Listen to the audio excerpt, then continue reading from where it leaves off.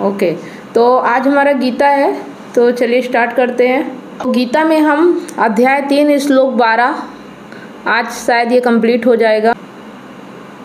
प्रेम क्या है, पिछली बार थोड़ा सा हम रिवीजन कर लेते हैं ताकि हमें समझ में आ जाए कि किससे आगे बढ़ना है ना। तो मुक्ति से ही प्रेम होता है, सत्य कोई वस्तु नहीं है।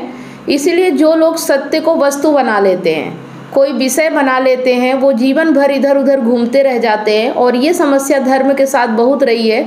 लोगों ने अपने अपने मनचाहे विषय खड़े कर लिए और उनको भगवत्ता का नाम देकर पूजने लगे हैं। लोग कहने लगे हैं कि ये है मेरे और इनसे मुझे प्रेम है, ये मेरे ईश है, ये मेरे गॉड है और इनसे मुझे प्रेम है। जबकि प्रेम का मतलब होता ही नहीं कि इनसे प्रेम करना, ठीक है। मुक्ति से ही प्रेम मतलब अगर आप कहीं पे तकलीफ में हो, दर्द में हो, परेशानी में हो या किसी बाधा में हो, तो उससे आप मुक्त हो जाओ, इसे ही प्रेम कहते हैं। उससे मुक्ति की चाह रखना प्रेम कहलाता है। मतलब प्रेम का मतलब ये नहीं है कि कृष्ण की मूर्ति बना ली और कृष्ण से आप प्रेम कर रहे हो, कह रहे हो मैं कृष्ण से प्रेम कर रहा हूँ। नहीं, आपकी जो समस्या है, आपका जो दुख है, उससे मुक्ति की चाह रखना प्रेम कहलाता है, ठीक है।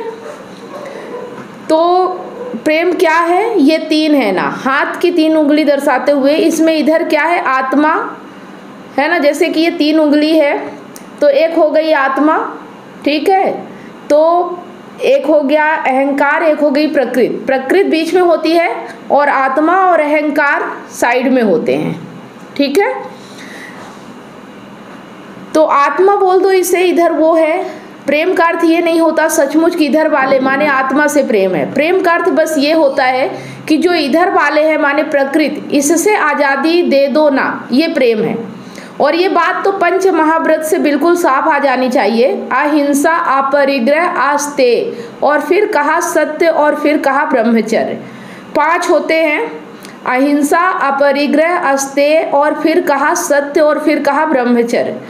ब्रह्मचर्य का भी मतलब समझना चाहिए। ब्रह्मचर्य माने ब्रह्म में चर्या करना। मतलब हम लोग ब्रह्मचर्य का मतलब कुछ और समझते हैं, है ना। लेकिन ब्रह्मचर्य का मतलब होता है ब्रह्मचर्या, मतलब प्रकृति जिस तरह से काम करती है हमें उस तरह से काम करना, ब्रह्म के हिसाब से चलना, है ना। वो होता है मतलब पूरा हमारा दिनचर्या जो होनी चाहिए वो ब्रह्म के हिसाब से होनी चाहिए, उसे ब्रह्मचर्य कहते हैं। ना कि किसी स्त्री के साथ ना रहना या स्त्री का त्याग कर देना, ये ब्रह्मचर्या नहीं कहलाता है। लेकिन हमारे जो लोक धर्म है वहाँ पे ब्रह्मचर्य की परिभाषा यही हमें बताई जाती है ना, कि अपने आप को किसी स्त्री से मिलने से रोकना, अपने आप को कितना आप कंट्रोल में रख सकते हो, कितना आप बिना किसी के साथ